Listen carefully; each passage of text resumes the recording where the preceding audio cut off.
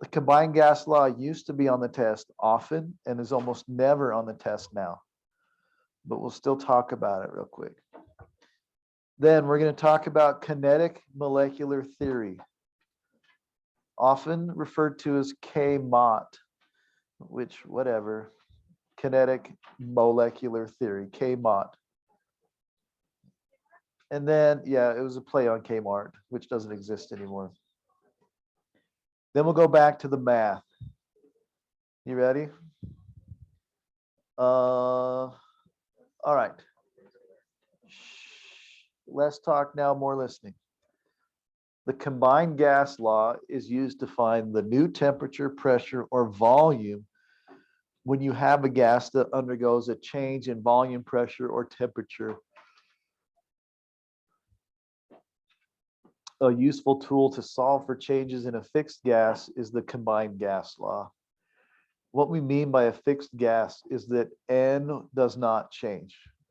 So the amount of moles, there's no like leak or anything. The mole stays the same.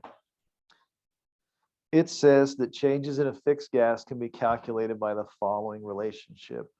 P1 over V1, it's like P1 V1 over T1 equals P2 V2 over T2. It's a lot of stuff, but what we're saying is, since the gas is fixed, the number of moles doesn't change, then some conditions would change, but overall they're related to each other because they're still Pivnert with the same N and the same R. So we could do Pivnert twice and just say, hey, these were the characteristics at the start, this is at the end. But since N and R are constant, just get rid of them. Okay, so here's an example. A child releases a balloon containing 3.5 liters of helium at 28 C and 761 torr. What would be the volume of the balloon when it rises to an altitude where the temperature is 11 C and a pressure of 685 torr? So this would be all the ones. Do you know what I mean by one? And then these would be the twos.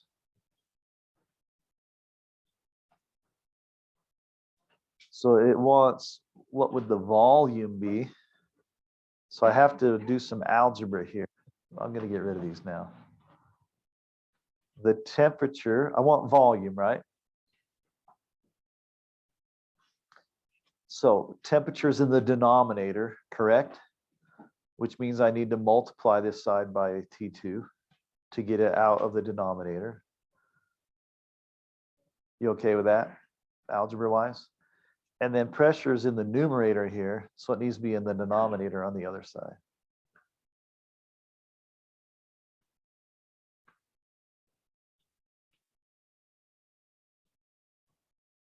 Now, I'm pretty sure I should have done this before. Let's see here. You should put temperature in Kelvin and your torr needs to be ATM. Because even though N isn't in there, it's crossed out. The units of it still need to exist to cancel the right way out. So your pressure is equal to, or sorry, your volume, your new volume is equal to T2 P1 V1. I'm going to erase T1 and just put it in the denominator here. Are you okay with that? It was in the denominator. I'm just moving it under to make it a little bit clearer to my eye. And I have to do a bunch of conversions, then just a bunch of math. They're not awful.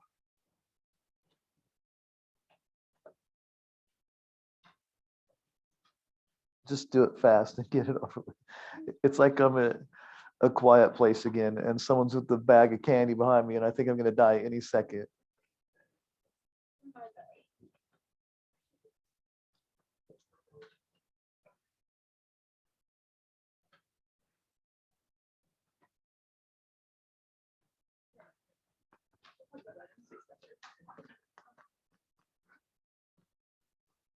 All right. Anyone have an answer for me? It's a lot of typing.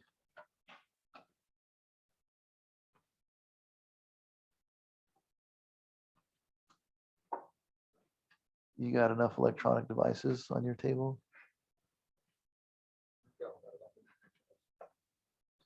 No one answer yet? What'd you get, Blaine?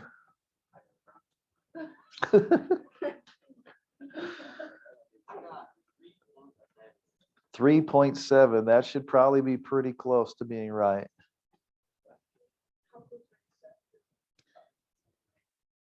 If you get a huge change on one of these, usually you're wrong. These are subtle changes.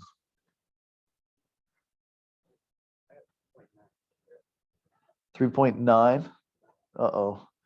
All right. I need other people that got numbers. I got a 3.8 and another 3.7. Well,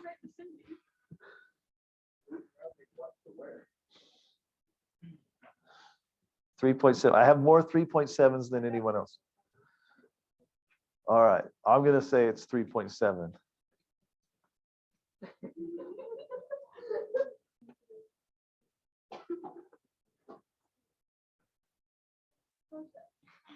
Would it?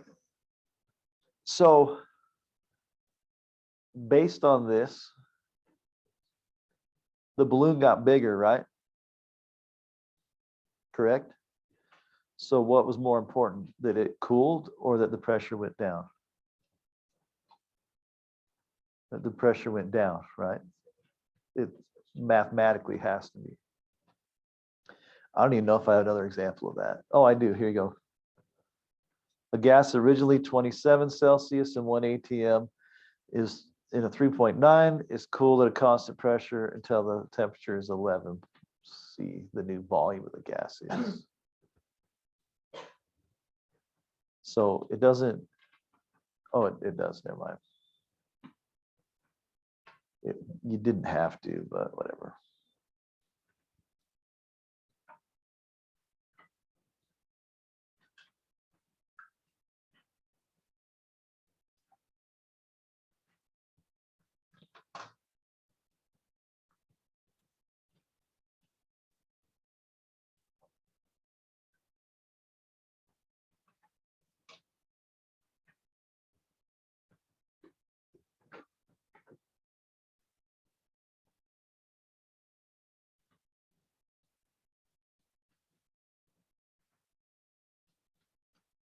I sent emails, not a single parent from this class responded, which is fine with me, about parent-teacher conferences.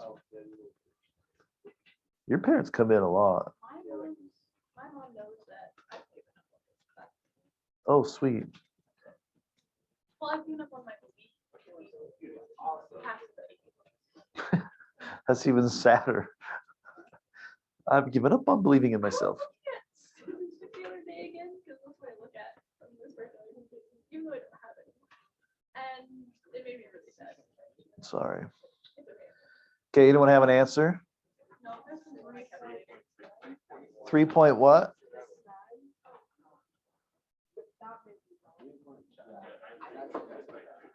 Six, 9, 2.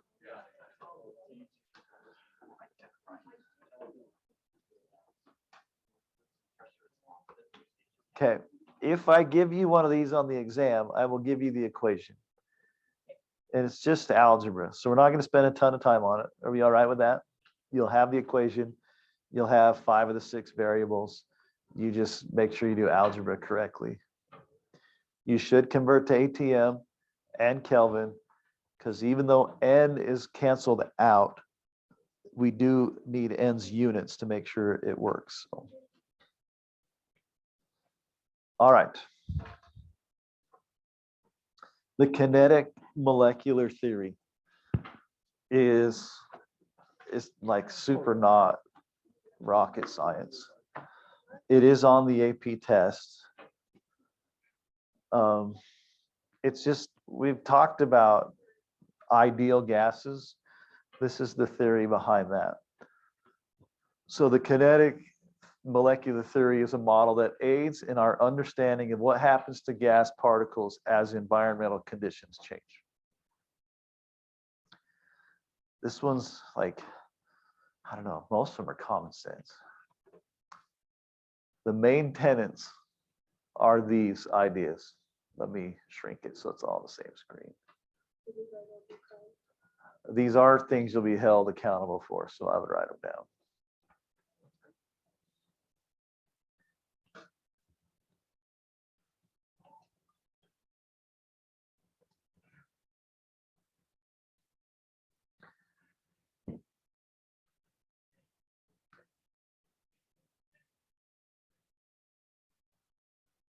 Is it warm out? No, it's 30. Never mind.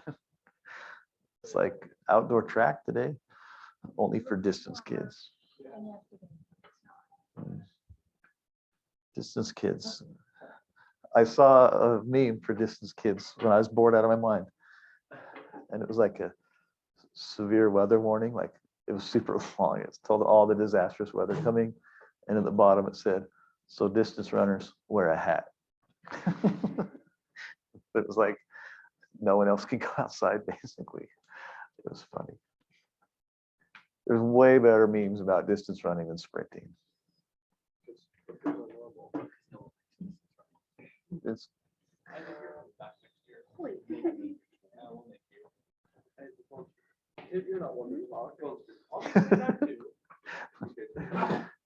Tim and Dallin they cheat on the distance crew.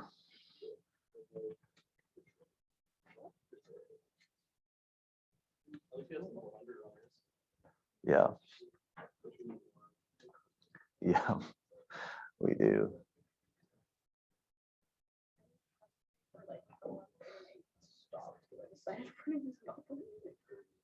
I did it for 2 weeks and stopped because I couldn't eat enough calories to not lose weight. I was trying to play football at the same time. It was not feasible. Well, I can't eat before I go running. So You can, you'll just exhale it eventually. no, I get sick. That's what I'm saying. And you just don't exercise induced. Like, Nausea. like allergy. Most people throw up if they think about running. My problem, I was waking up at 6 a.m. to go run cross country. And then we had football practice at 8.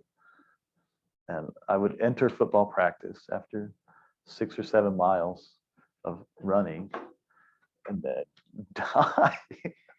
And I'd get home and I would like eat everything in my house that was edible.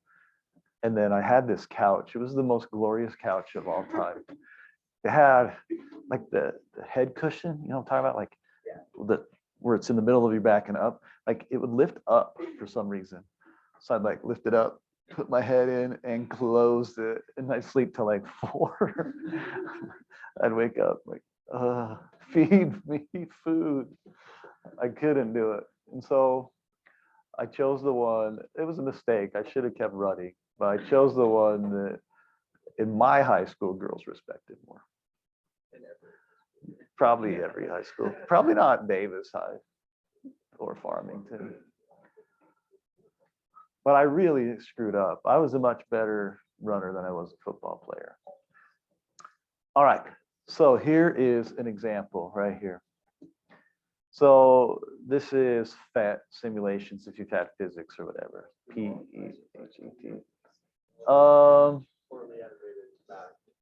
Poorly animated. Good heavens. These were groundbreaking years ago.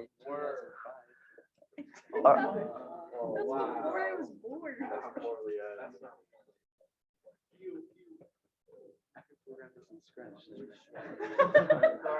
Okay. Tough guy. Hold on. I wanted to go light ones. So I'm going to pump in some gas molecules here. And we're just kind of watch it over time. You guys are the lamest people ever. How are we late? All right. It like spread out. Follow one of them. Oh, that's Can't funny. do that. Sorry. All right. That's hard. They're in random continuous motion, right? They're going to interact with each other. They're going to interact with the wall. Okay, let me put in This will be easier. You can try and follow one of those. I already lost it. What's causing them to move? The collisions with the little ones and the walls. Okay, gas particles will go in there and just chill. Okay, just for a second. All right. Remember how we've talked about how we had the combined gas law, and we said, or partial pressures, sorry, we just did the combined gas law, partial pressures. We said the pressure of one is independent of any other. Pressure is dependent on N. So how would you compare with your partner? Tell you, how would you compare the orange to the blue or whatever colors they are?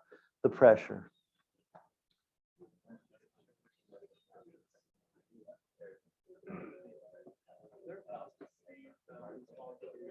What? Depends on what's called as vapor. Like, well, not really. I don't know. They go around 1,500 meters per second, typically at their fastest. All right. Okay, I got a question. Yeah, what's the question? So I'm going to hit play here. I'm going to add more of the small ones or light ones. Tell your partner how that will affect the pressure of the blue ones.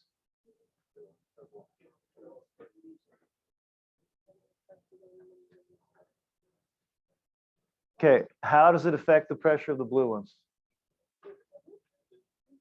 It does not, is the answer. There's still 50 blues per this volume, regardless of how many reds you put in. Now, what happened to the pressure of the red? It went up because I added more, right? Okay, if I add more heat, what's going to happen to the pressure? Okay, I add a little bit of fire here, and the pressure goes up until I blew it up. What happened to the pressure? It goes down. And this is poorly animated, my butt. This is beautiful. Okay. All right, let's put the lid back on. What happened to the pressure? Why did it go down? There's less stuff. Okay, let's go back to the notes for a minute. All right. So particles are in continuous random motion. They're going to move around, they're going to bump around, but it's pretty much random. Between collision, particles have constant velocity and direction. What that means is basically Newton's. If you're going in one direction, you're going to stay in that direction until some other force acts upon you. Okay, like it runs into something else. But between the collisions of any wall or any other particle, it is just linear motion. That's not rocket science. All right, after collisions, particles have new velocity and direction. Not that hard, I hope, right? So they'll change directions. This is important. In a gas, as particles collide, they don't stick to each other. There's no electrostatic attraction between them. Okay, if we cool it down, now there is, and it starts to condense and to form a liquid first. And then we way cool it, and it becomes a solid. Okay, so if we come back here, let's add more of these. Okay, so we've added some stuff here. And this is behaving as a real gas, which means everything I just said we assume to be true. I don't know how cold it will let me go. But now I cool it way down. As you cool it down, the particles start to attract and they may stick to each other. Probably won't let me.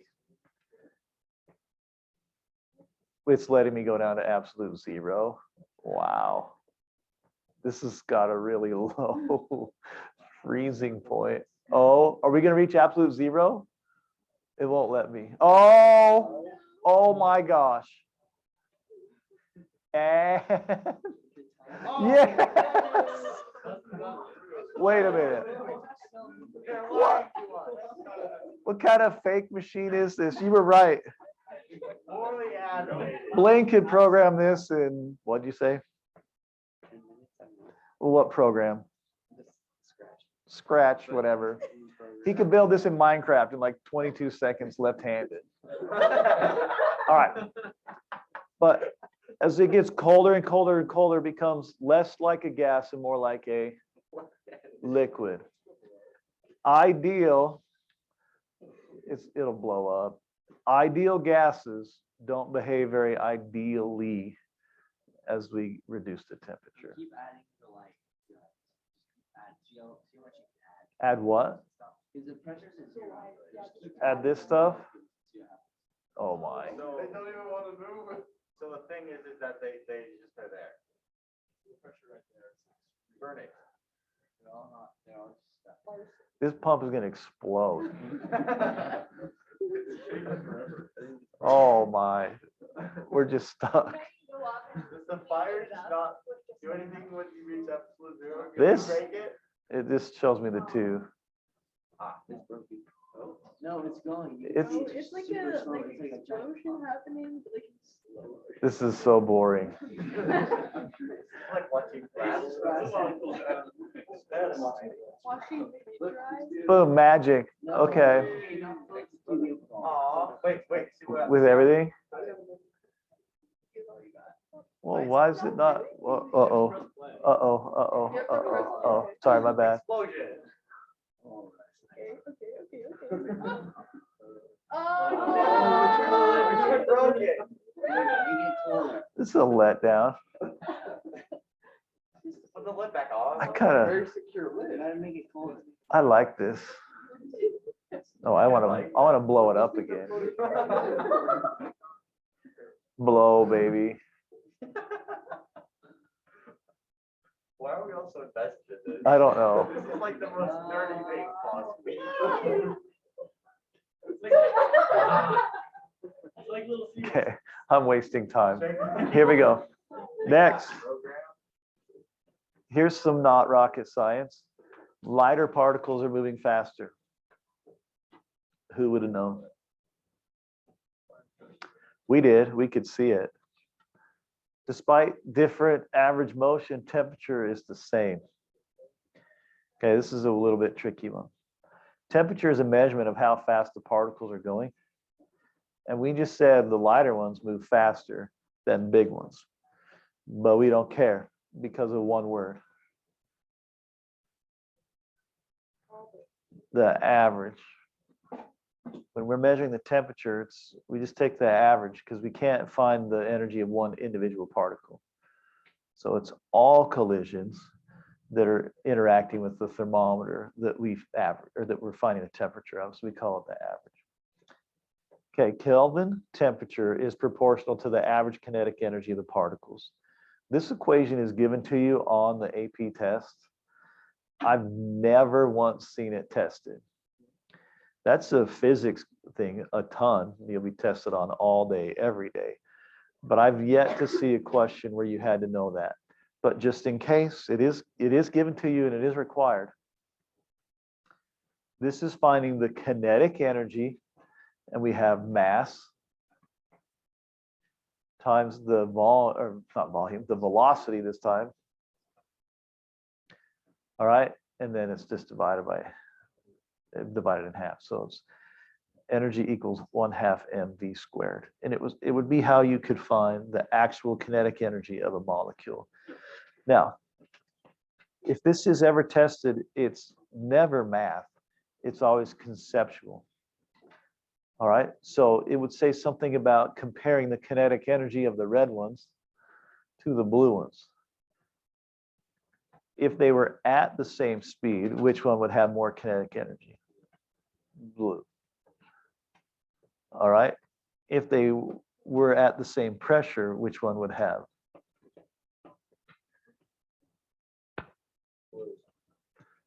The red. Because they'll typically be moving faster. The smaller the particle, the faster it moves. We can look at that again here. All right, so eraser, we'll add some lights.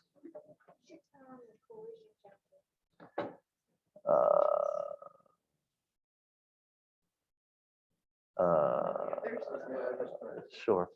Oh. So Warren.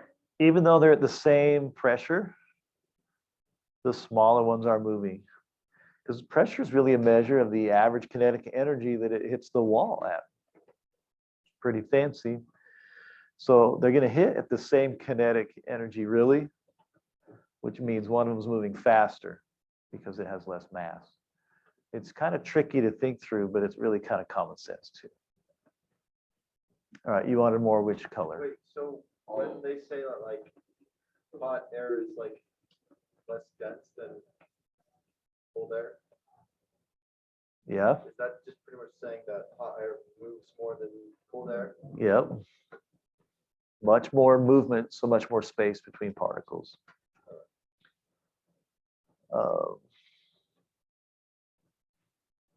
Okay. I don't know. We all right with that? Oops, this isn't my presentation. This is my presentation.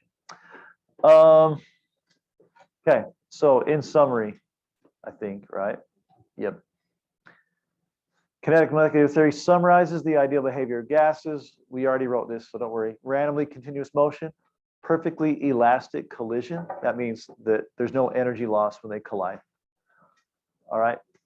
The most common thing that they use to do this is like pool balls.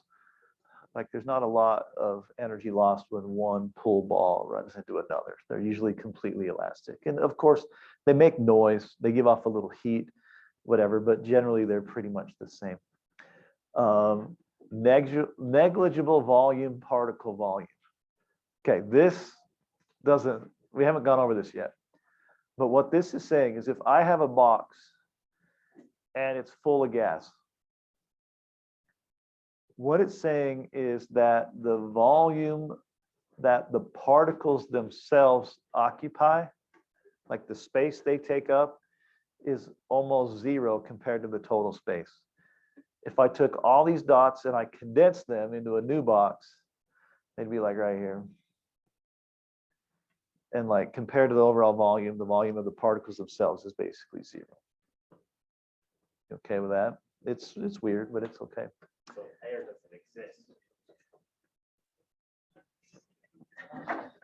Air exists, but like it's easy to transport through because it's not very dense. There's lots of space between the particles. We can do that. Like I've used the analogy probably already, but you can experience this density and all this stuff just jumping from a diving board into the water and hitting the bottom of the pool. You experience all three states of matter and the easiness it is to travel through them. I know this because I did it. I have a Jumping in. broken front tooth to prove that the solid was the hardest one. I've never shared that in here. I swear I do it all the time. I've never known. Okay. Here I was at Olympus High School. Reason 20, I hate Olympus High School. Where my parents graduated. Oh, that's unfortunate. Okay, diving board. I was in 5th grade swimming. They took us to Olympus High School. And my buddies and I were seeing how far we could swim after we dove. So I dove and swam right in it. Oh, I missed. I wish I did that. I swam right into this and broke my front tooth. I still have a cap. It bugs me to this day, 31 years later. Oh yeah, I bit right through my lip. It's all right. There's a lot worse stuff in that pool than my blood.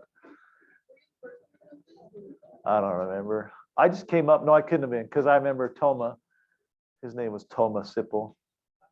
I got up and he's like, because I was like bleeding everywhere. I'm like, and he was just freaked out and yelled at the teacher like I was dying. Okay, but what does this have to do with anything? As I dove through the air, did I feel much resistance? Nope. Then a little more resistance, and then 100% resistance as my really hard tooth tried to travel through the really hard bottom. It could have, but the pool won. Okay. Yep. Oh, right, that one's recorded too. That was a gem. You're welcome. Okay, the last one, constant temperature equals constant average kinetic energy. All right, because it's weird, but the energy, the velocity, and the temperature are all directly tied to each other. I don't know. Okay, there is a trick question that they ask in this all the time. All right, this is a balloon. Not bad. I'm not the best balloon drawer. All right. Okay, thank you. I wish I was as good at drawing as you are. Well, I do my best. All right, we have helium and we have neon. One of them deflates faster than the other. Why? Not like we're not poking a hole in it. And you've seen this. You get a helium balloon, and like 2 days later, it doesn't float anymore, right? Oh, they last for like months. Not a Mylar one. The shiny ones do last forever. And there's a reason why. It's not elastic. This is Mylar. I do know what. I just proved it. Flex. Wow. Okay. Any idea why? I heard the right answer, like right here, and I heard the wrong answer over there somewhere. Now, I love you, but that's the wrong answer. It's definitely related, but AP wants to know that it's not really the size, it's the speed. Now, they are related, but in your answer, you got to say, since neon is larger, it is a smaller chance of it traveling through the rubber because it's going slower. I know that's weird because they are 100% related, but they want you to know that really it's the speed that determines this rate of effusion. All right. Slow and hard to effuse. Helium, fast and easy to effuse. Effuse. There's two words we're going to learn in a minute. Effusion and diffusion or diffusion, however you want to say it. Effusion is the ability to go through. It's like if you had like you're going to flip a coin into this area right here and you'll get lucky if it falls through the hole, right? Well, actually, you won't get lucky because you'll lose your coin. Okay, well, unlucky, but we want to measure how many coins fall through. So it would make sense that the larger ones don't go through as easy, right? And this example, it's just size, but it really is about the speed. Go ahead.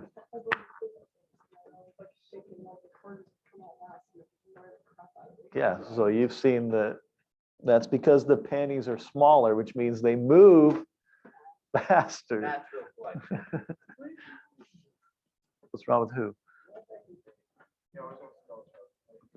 Starts with distance and ends with running. It infects them.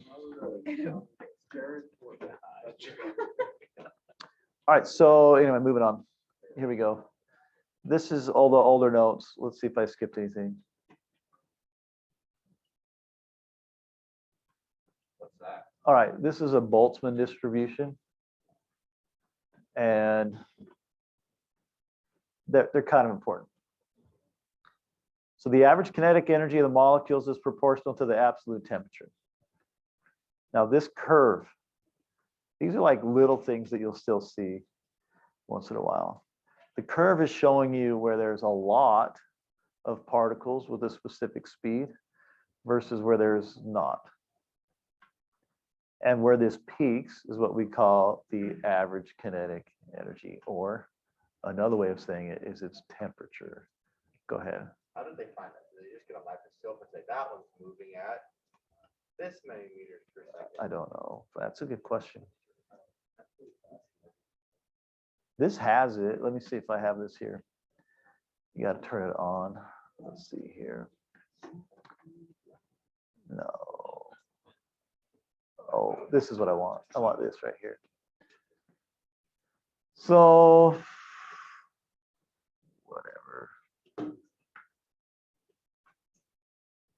So this graph is showing you the average speed of all the molecules, and it changes over time. But like if you let this run long enough, you'll get a peak here. And like some of them are not going very fast at all. Some of them are going super fast, but on average, they have a specific place where they peak. How do I stop this? I don't remember. Yeah, I know there's a pause, but there's also a way to make this the average. I haven't used this like in years and years, but anyway, you'll end up with this smooth curve. And we only care about this curve's peak right here. We would have its speed, and then we could use that in our 1/2 mv squared to figure out the energy. And we could use that to find the temperature. We can do all sorts of things if we needed to from this graph. Just find the peak and figure out like the values. They're not real common, but it's on there. Okay, effusion. All right. This is tricky. Smaller, you're like, oh, hey, I get it, the small ones, but it's because they're faster. All right. I don't even like. How do you calculate that? Just No, like how to, like I understand like their logic, but like who is the guy who's like, well, what makes these go through? Is it that they're faster or is that they're smaller? well, it's because it says they're both. Because it's smaller, they move faster, thus they effuse better. Yeah. Yeah. It's a really weird thing in my opinion, but it is. And I don't know. I think that all the time. Like, who thought to even try this? Like, what kind of crazy folk we got? All right. So effusion is the escape of gas molecules through a tiny hole into an evacuated space. And it's basically like the likelihood of a helium atom going through the rubber membrane of your balloon. That's what it is. Smaller and less complex molecules have a faster rate of effusion than larger, more complex molecules. Okay, that's true. Smaller, they effuse faster, but it's not just because they're small. It's because they're moving faster. If I heat a balloon up, what? Heat a balloon up, will like the molecules, the helium will stop being able to flow faster. That's, it will effuse faster. Yeah. Yes. Okay. Great. And then it will blow up. Effuse, when the balloon pops, it's because so many of them are diffusing at the same time, they tear through the barrier, and then boom. That's really weird. I know. It is, it's all weird. They're all So like messed up. using the same spot. They don't have to be the exact same spot, but they'd be close. Who's the person who said it doesn't work like this? Depends on whether you believe in a supreme being or not. It was either by chance or by divine organization, and you can believe whichever one you want. That's up to you. I don't know. Okay, of the following gases, which has the greatest rate of effusion in a given at a given temperature? What?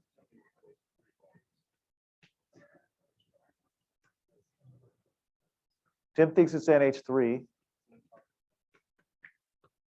It's definitely not which two? It's definitely not these two. Then looking at argon, it's 40, so that's pretty big. So it's definitely not any of these three, right? They're the same. Okay. This is 17, right? And this is 16, right? So which one do you think it is? It's A. This is the dumbest I know, class. right? Why is it not? What? I don't like this. There's- They literally eliminated there's- the other two. There's two qualifications: smaller and less complex. So they're pretty much the same mass, but one has a more complex structure How do you, what's the balance? within one or two. If I give you this on the test, they'll be farther apart.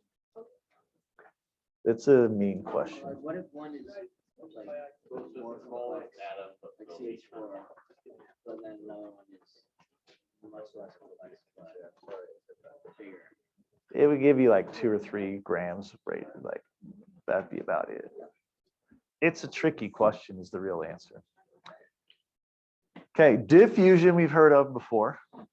That's the speed of one substance throughout a space, spread, sorry, of one substance throughout a space of another.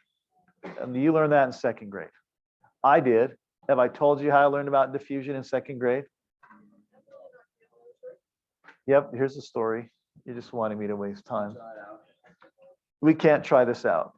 When I was in 2nd grade, no, I'm not drawing it either. This was back in 1982, so the world was different back then. My 2nd grade teacher taught us about diffusion, and then she's like, I'm gonna show you guys how it works. So she sat down at the front of the room and she smoked her cigarette, and she said, raise your hands when you can smell it. And we're like, oh, me. Oh. She wanted a smoke break. Yes. Oh, sorry. You should tell Miller that he just needs to take a smoke break. Yeah, just up there, just hitting the pipe. Hey, at least you're All right. What? Okay, now these have the same rule. Smaller and less complex molecules have a faster rate of diffusion than larger, more complex molecules. So here's my question. Here's my question. What I call like girly lotion, for lack of a politically correct way of saying it, that's super smelly. Where's Alyssa? We need to fix it. How large are its molecules? Super small. Because it travels. Yeah, like it also, if you ever notice, the like more powerful scented it is, typically, the less it lasts. Yeah. It'll fill the room, but it doesn't last because they are so small, they spread out real fast. You're gonna do more.